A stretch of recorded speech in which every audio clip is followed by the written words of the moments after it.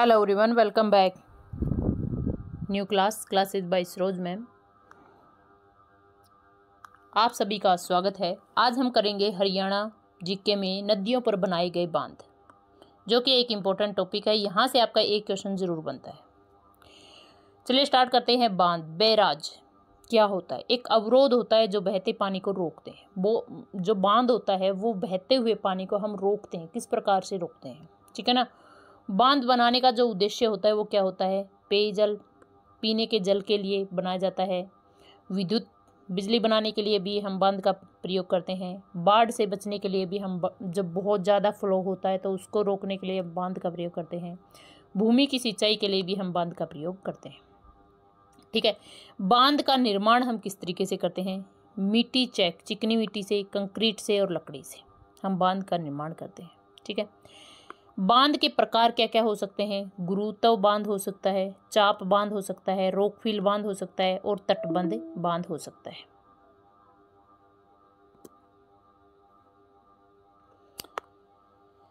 ठीक है। तटबंध बांध हो सकता है। हरियाणा में कौन से बांध है देखिएगा। हरियाणा में है ताजे वाला बांध। एक तो है ताजे वाला बांध। ताजे वाला बांध 1873 ईस्वी में बना था। ताजे वाला बांध कब बना था? 1873 ईस्वी में बना था। यह यमुना नदी पर बना हुआ है। यह ताजे वाला बांध जो है यमुनानगर में यमुना नदी के ऊपर बंधा है। यह किस प्रकार का बांध है? तटबंध बांध है, ठीक है। स्थान है ताजे वाला, यमुनानगर में छिछरौली तहसील का पार्ट है। ताजे वाला नामक स्थान के ऊपर ये इसलिए बना है, इसीलिए इसको ताजे वाला बांध कहते हैं, ठीक है। तो यहाँ से हमें क्या मिला कि ताजे वाला बांध कब बना था? ताजे वाला बांध 1873 ईस्वी में बना था। यमुना नदी के ऊपर बना है, यमुनानगर में है। तटबंध प्रकार का बांध है। क्लियर। नेक्स्ट है ताजे वाला से हमारी कितनी नहरें निकलती हैं? ताजे वाला से 2 नहरें निकलती हैं, एक पूर्वी यमुना नहर, एक पश्चिमी यमुना नहर, ठीक है। बस इतना ही याद रखना है कि ताजे वाला से कितनी नहरें निकलती हैं। जब पर्टिकुलर नहरी करेंगे उसी में हम कंप्लीट नहरें को डिटेल में करेंगे। सेकेंड है हमारा हथिनी कुंड बैराज। हथिनी कुंड बैराज को हम मछुआरों का सुरंग भी कहते हैं। हथिनी कुंड बैराज 1996 से 1999 के दौरान बना है। ये भी यमुना नदी के ऊपर बना हुआ है, यमुनानगर में ही है। तटबंध प्रकार का ही ये बांध है, ठीक है। फिर आता है कौशल्या बांध। कौशल्या बांध 2008 से 2012 के दौरान बना है। कौशल्या नदी या घग्गर नदी पर बना हुआ है। यह पिंजौर पंचकुला में है। कौशल्या बांध जो है पिंजौर पंचकुला में है। यह भी तटबंध प्रकार का बांध है। फिर आता है फोर्ट पथराला बांध। 1875 से 76 के दौरान ये बनकर तैयार हुआ था। ये सोम नदी पर है। पथराला बांध कहाँ पे है? सोम नदी पर, यमुनानगर में है। ये चैक प्रकार का बांध है, ठीक है। फिर आता है खिलान वाला बांध, खोल बांध जिसको हम बोलेंगे। खोल बांध जो है वर्तमान में कार्यरत है, अभी इसका निर्माण चल रहा है। ये यमुना नदी पर बन रहा है, यमुनानगर में ही है। यह तटबंधीय बांध है। 2910 करोड़ की लागत से बनाया जा रहा है ये बांध। वह 9 गांव की 3200 एकड़ भूमि को सींचने का इसका मेन उद्देश्य है। कौन से बांध का? खोल बांध का, जो कि अभी निर्माण कार्य इसका चल रहा है, यमुना नदी के ऊपर बन रहा है, यमुनानगर में। फिर आता है ओटू बांध। ओटू बांध जो है वो सिरसा में है। वीरराज बांध है, इसका नाम वीरराज बोलते हैं हम इसको। ओटू बांध झनूर झील के नाम से भी जाना जाता है, ठीक है।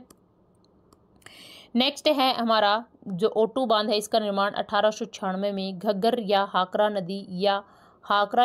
नदी हम इसको बोल सकते हैं। इसका जो क्षेत्र है वो रानिया सिरसा में है। ये तटबंध प्रकार का बांध है। फिर है 7th मशाणी बैराज बांध। मोरारजी देसाई के समय में निर्माण हुआ था मशाणी बैराज बांध का। 10 बार बजट पेश किया गया था इसका। निर्माण 1979 से 1989 के दौरान ये बना। साहिबी नदी, इम्पोर्टेंट नदी है ये हमारी, साहिबी नदी के ऊपर मशाणी बैराज बांध बना हुआ है। साहिबी नदी कहाँ पे है? रेवाड़ी में है। ये तटबंध प्रकार का बांध है। फिर आता है लाल टोपी बांध। लाल टोपी बांध यमुना नदी पर कार्यरत है, यमुनानगर में ही है, एंड तटबंध प्रकार का ये बांध है। फिर है अनंगपुर बांध। अनंगपुर बांध जो है 8वीं सदी में बना था, यमुना नदी पर है, और अनंगपुर बांध जो है वो फरीदाबाद में है। ग्रेविटी गुरुत्व बांध है ये इम्पोर्टेंट है, आप याद रख लेना है। ये गुरुत्व टाइप का बांध है। हाइड्रो इलेक्ट्रॉनिक परियोजना इसके ऊपर चल रही है। फिर आता है 10वां ओखला बांध। ओखला बांध जो ओखला बैराज है 1890 ईस्वी में यमुना नदी के ऊपर बनकर तैयार हुआ था, दिल्ली राज्य में है और तटबंध प्रकार का बांध है। रिवाइज करवा देती हूँ। देखिए, नदियों पर बनाए गए बांध, बैराज जो भी पानी को रोकने के लिए हम बनाते हैं वो हमारे बांध होते हैं। बांध का उद्देश्य होता है हम पानी पीने के लिए यूज कर सकते हैं, विद्युत के प्रयोग के लिए बना सकते हैं, बाढ़ से बचने के लिए, भूमि की सिंचाई के लिए। ठीक है। फिर आता है हरियाणा में कौन से बांध हैं। ताजेवाला बांध 1873 ईस्वी में बनकर तैयार हुआ था। ताजेवाला यमुनानगर में है, यमुना नदी के ऊपर बना हुआ है। फिर है हथिनी कुंड बैराज। हथिनी कुंड मछुआरों का स्वर्ग कहा जाता है। ये 1996 से 1999 के दौरान बनकर तैयार हुआ था। ये भी यमुनानगर में है, यमुना नदी के ऊपर बना हुआ है। फिर कौशल्या बांध 2008 से 2012 के दौरान बना हुआ था। कौशल्या या घग्गर नदी के ऊपर बना है। ये पिंजौर या पंचकुला में बना हुआ है। ठीक है, आपको पता है घग्गर नदी कहाँ पे है, पंचकुला में है, तो ये पंचकुला में ही है। ठीक है। फिर आता है पथराला बांध। पथराला बांध 1875 से 76 के दौरान सोम नदी पर बना हुआ है ये। फिर आता है खोल बांध। खोल बांध जो है अभी कार्यरत है, बनकर तैयार हो रहा है। ठीक है। फिर आता है ओटू बांध। ओटू बांध जो है वो सिरसा नदी, सिरसा में है और वेराज बांध इसको बोलते हैं हम। ये ओटू बांध जो है वो 1896 ईस्वी में घग्गर या हाकरा नदी पर बनकर तैयार हुआ था। फिर आता है मैसाणी बैराज बांध। मोरारजी देसाई के दौरान समय निर्माण हुआ था। 10 बार इसका बजट पेश किया गया था। ये 79 से 89 के बीच में 10 साल इसका लगा था बनने में, मसानी बांध का। मसानी बांध जो है वो साहिबी नदी के ऊपर बना हुआ है, रेवाड़ी में है। लाल टोपी बांध यमुना नदी पर कार्यरत है, यमुनानगर में ही है। ठीक है। फिर अनंगपुर बांध है 8वीं सदी में। अनंगपुर जो राजा थे वो कहाँ के थे, फरीदाबाद, जिन्होंने सूरजकुंड का निर्माण किया था। सूरजकुंड कहाँ पे है, फरीदाबाद में, ऐसे याद रख सकते हो आप। तो जो अनंगपुर बांध है वो कहाँ पे है, यमुना फरीदाबाद में है। ठीक है। और अनंगपुर बांध एक ऐसा है जहाँ पे हम, ये गुरुत्व बांध है और यहाँ पे बिजली बनाने की परियोजनाएं चलाई जा रही हैं। ओखला बांध जो है बैराज है 1890 ईस्वी में यमुना नदी पर बना हुआ है और ये ओखला बांध है, दिल्ली में है। ठीक है, बस इतना याद रख लेना है। ये थे हमारे बांध जो कि इम्पोर्टेंट है, यहाँ से आपका एक इम्पोर्टेंट क्वेश्चंस बनकर तैयार होता है। चलिए मिलते हैं एक नए टॉपिक के साथ, तब तक के लिए अपना और अपनों का ख्याल रखें। Have a nice day, God.